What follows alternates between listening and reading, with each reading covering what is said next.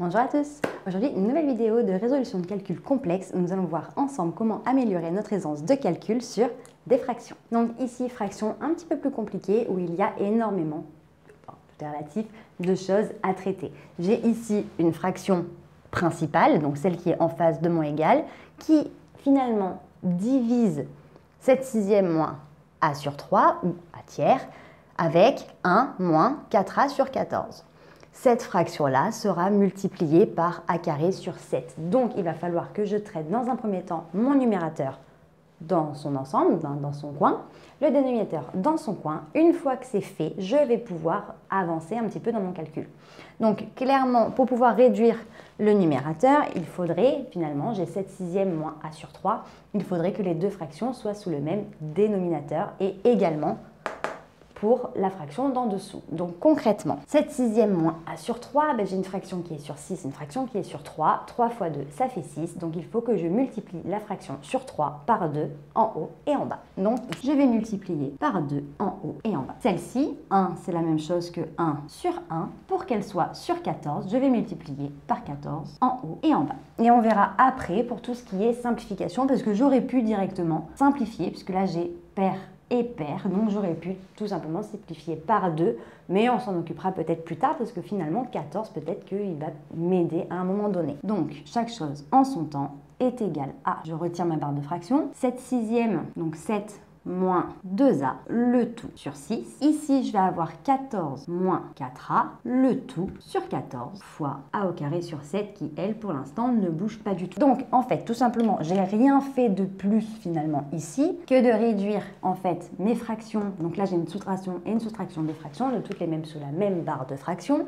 Ici, elles sont sur 14 et ici elles sont sur 6. Donc là j'ai mis sur 6 et sur 14 et en fait j'ai tout mis sous une même barre de fraction. Donc maintenant j'ai une division de cette fraction par cette fraction et on sait que diviser deux fractions revient à multiplier par l'inverse. Donc qui dit multiplier par l'inverse dit multiplier la première fraction, donc concrètement le numérateur, par l'inverse du dénominateur. Et l'inverse d'une fraction, ce n'est pas un changement de signe, ça c'est un opposé. L'inverse, c'est faire passer numérateur en bas et dénominateur en haut, donc en fait inverser les nombres, l'ordre sur ma fraction. Donc la première ne va pas bouger, ça va rester 7 moins 2a, le tout sur 6, multiplié par l'inverse de cette fraction-là, donc l'inverse de 14 moins 4a sur 14, et bien tout simplement ça va être 14 sur 14 moins 4a. Là, lui, dénominateur est passé numérateur et le numérateur est passé dénominateur, multiplié par a au carré sur 7. Donc là, finalement, j'ai des multiplications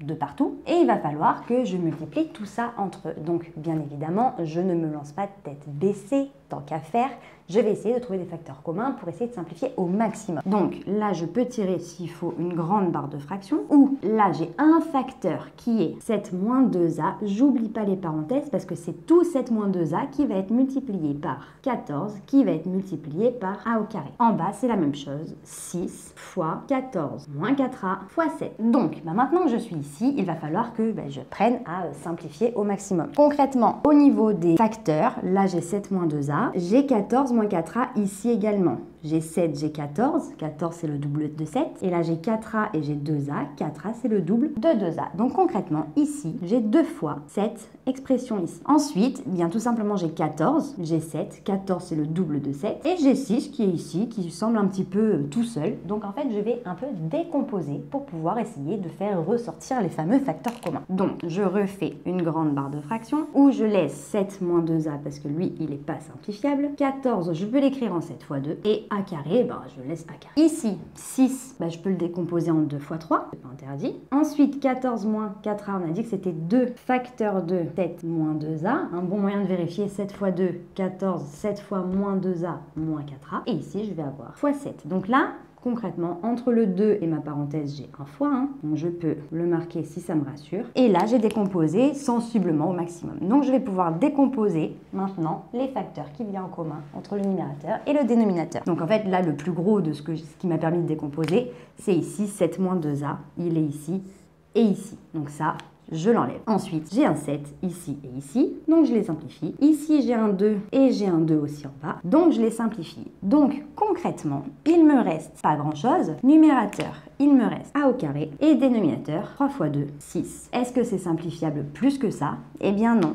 A, c'est A fois A. Je ne peux pas le simplifier avec autre chose qu'avec un A et il n'y en a pas au dénominateur.